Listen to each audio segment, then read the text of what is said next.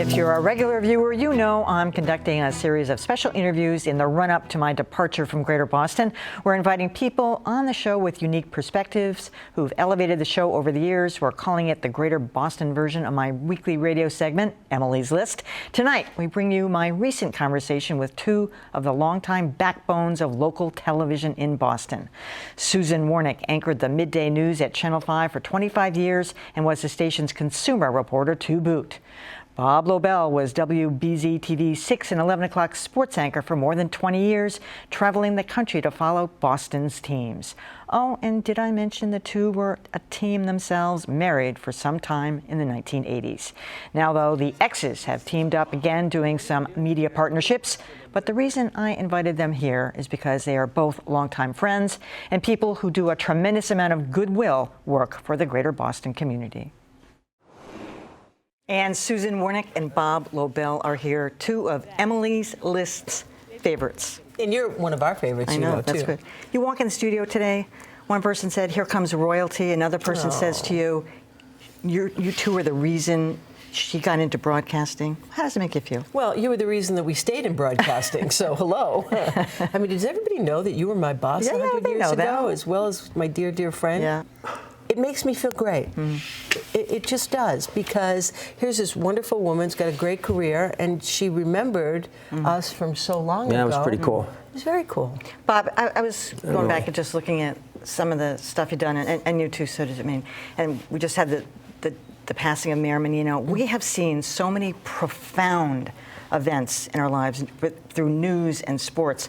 When you look back through, you know, your historical time here at BZ and beyond, what really stands out for you? Wow, I got to be really careful on this.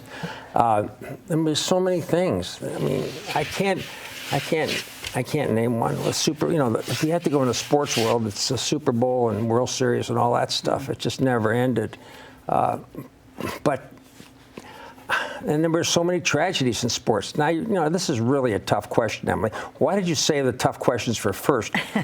You know, can I speak? Yeah, sure. Seriously. You need permission. No, but I remember when Jean Yawkey used to call you.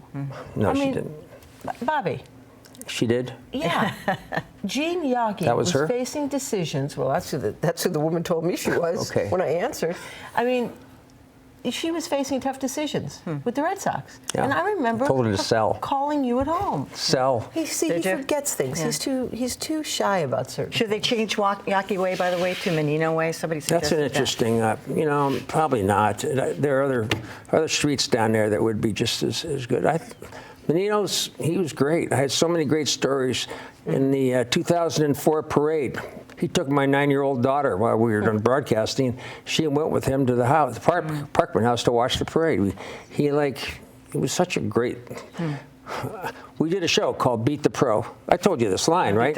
I know I think this was a terrific line. Nobody else does, but we beat the pro. So he goes over the golf course at Hyde Park, gets on a par 3, he hit the shot, and then everybody else tries to beat him. So it was, okay, Your Honor, Your Honor. I thought that was like a home run. He didn't get it. You didn't like it. You weren't impressed at all. I mean, I thought it was. I told you. I think it should be Menino International Airport, and I'm lobbying. Yeah. I'm lobbying. I like You know, that. sometimes I'm lobbying. I like that. It's easy for us because we've been in the business for so long to kind of lament the past, but I think I really prefer to look at it and feel how enriched I was by it, rather than, oh, it's not like that anymore in the good old days. But I think of, you know, some of the grand events, you know, the Queen's visit and the Pope's visit and the tall ships and Mother Teresa. The things that were really at the cutting edge of broadcasting, where we could finally go live, and, you know, satellites and all that stuff was so incremental. I tell you, we go back to the demise of film. We did the America's Cup from Newport, and it was like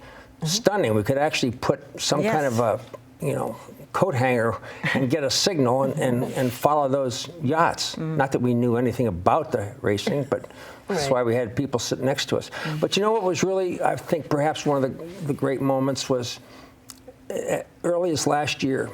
I know it was the Ortiz F-bomb day, but it was only because that day was like going to church with 30,000 people, 40,000 people. Yeah. And you know what?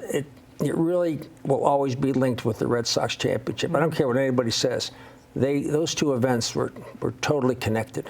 You know, and the sale of the team really to the Lucchino Group. I mean, it's sports, and not just the Red Sox. I think more accessible to every single person in the city and in broadcasting. I mean, we all became much more at ease with covering sports and being interested in it. I mean, it changed it. That was a sea change. Yeah, don't forget Robert Kraft. I mean, don't forget his influence in buying the Patriots. To your credit, really, I think that you were part of what Emily is talking about, because you were the first one on television that really made sports interesting for people. Right. The panic button, who weren't come on. that interested in certain sports.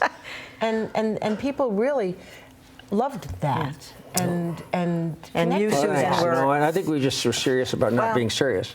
You know, Susan, you of course been an advocate for, consumer rights, consumer, everything about, just what you should do, how you fight for your rights, and you almost went to jail for it. Remember that, huh?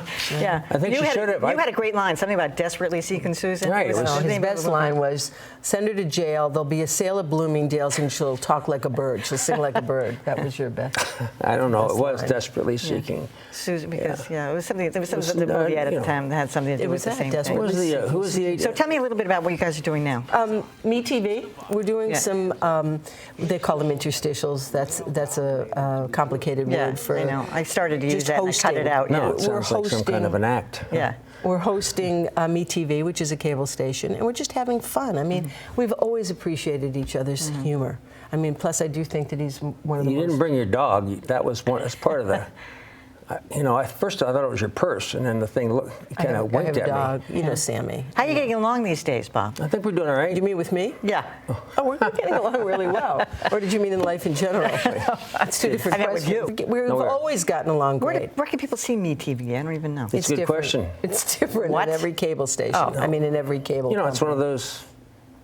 I don't know. Or we'll come to people's homes personally.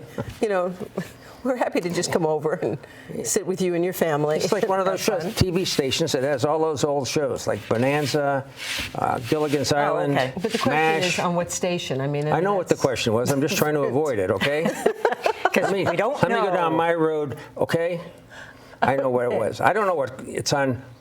Some people, like in DirecTV, don't have it. I have DirecTV. So you don't get it? I don't get it. Yeah. Sorry, but it's on every other cable system. It's on cable only. So how are you getting along?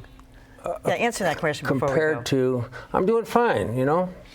All right. I don't see. Two of Emily's list favorite, Bob Lobel. No, we can't. Wornick. They're going to keep going. I know we are. I'm wrapping it up. Emily, We're just not been leaving. great. Thanks for coming. You've been great. I mean, we love you. I thought I just said that. Emily, you've been great. Thank you for having us here. Does that matter?